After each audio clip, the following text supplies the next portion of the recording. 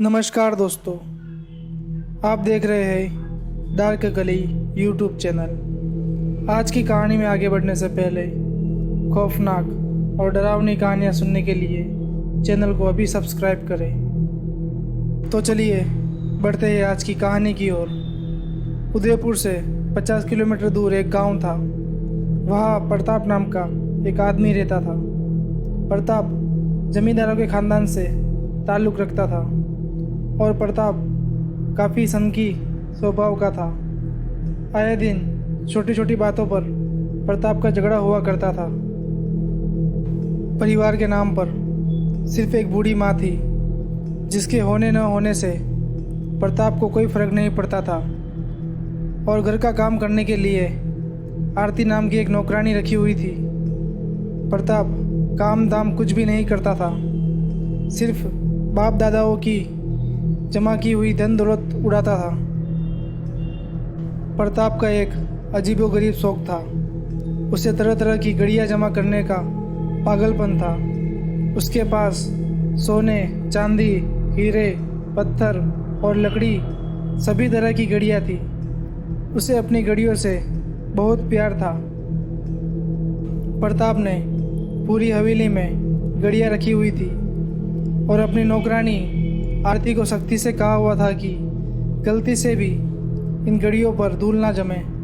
बेचारी आरती पूरा दिन हवेली का काम करती और रात को घड़ियों की साफ सफाई करती।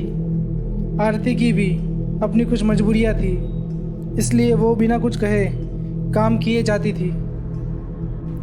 हवेली के पीछे एक कुआं था। हवेली का सारा काम उसी कुएं के पानी से होता था। एक रात आरती कुएं में से पानी निकाल रही थी, तभी प्रताप की गाड़ी आने की आवाज़ आई और प्रताप ने आरती को आवाज़ लगाकर बुलाया। आरती डर के मारे अंधेरे में भाग कर गई और प्रताप से टकरा गई और प्रताप के हाथ से 100 साल पुरानी एक घड़ी नीचे गिरकर टूट गई। यह देखकर आरती का गला सूखने लगा। वो प्रताप के पैरों में गिर गई। प्रताप ने गुस्से में उसके बाल पकड़ लिए और कहा, नीच जाति की, तुझे पता भी है ये घड़ी कितनी कीमती है जो तूने तोड़ दी। अब इसकी सज़ा तुझे मिलेगी। प्रताप ने आरती के बाल पकड़े और उसका सिर दीवार पर दे मारा। आरती का सिर फट गया था और उसके सिर में से गरम गाढ़ा खून निकलने लगा। आरती जमीन पर गिरी हुई रहम की भीख मांग रही थी, लेकिन प्रताप को आरती पर बिल्कुल दया नहीं आई और उसके खून से भरे हुए बालों को पकड़ा और घसीटते हुए कुएं की तरफ ले जाने लगा। आरती की चिल्लाने की आवाज़ पूरी हवेली में गूंज रही थी। तभी प्रताप की माँ प्रताप को रोकने के लिए आई, लेकिन प्रताप ने माँ की एक नहीं सुनी और माँ को एक जोरदार धक्का दे दिया। नीचे गिरने से उसकी माँ की वही जान निकल गई।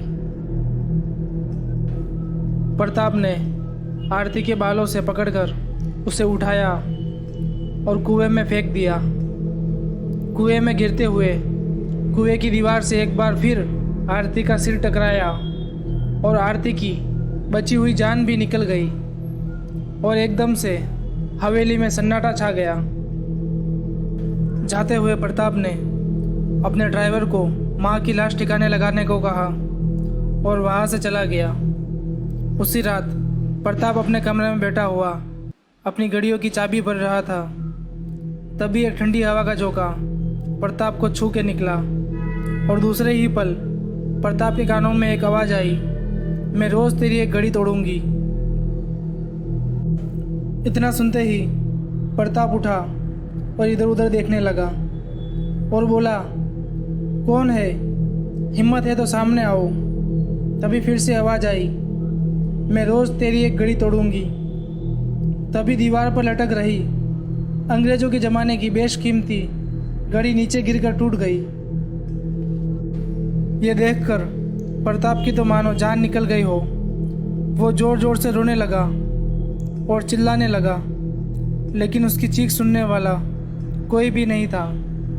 आरती की आत्मा ने प्रताप से कहा, तूने इन घड़ियों की वजह से मेरी जान ली है ना, अब मैं रोज़ तुझे तड़पा तड़पा कर मारूंगी।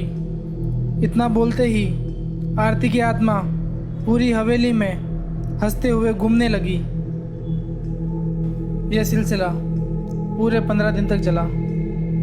आरती की आत्मा रोज आती और एक घड़ी तोड़कर चली जाती। प्रताप की हालत पूरी तरह खराब हो गई थी, वो पागल हो गया था। एक रात आरती की आत्मा ने एक कांच की बड़ी घड़ी तोड़ दी। घड़ी टूटते ही प्रताप इधर उधर भागने लगा। प्रताप का पैर फिसला और नीचे पड़े घड़ी के कांच से उसका गला चीर दिया और आर पार हो गया। प्रताप की लाश वहीं पड़ी हुई सड़ती रही और आरती की आत्मा को शांति मिल गई। तो दोस्तों, आज की कहानी में बस इतना ही। अगर ये कहानी आपको अच्छी लगी हो तो वीडियो को लाइक करें और चैनल को सब्सक्राइब करें।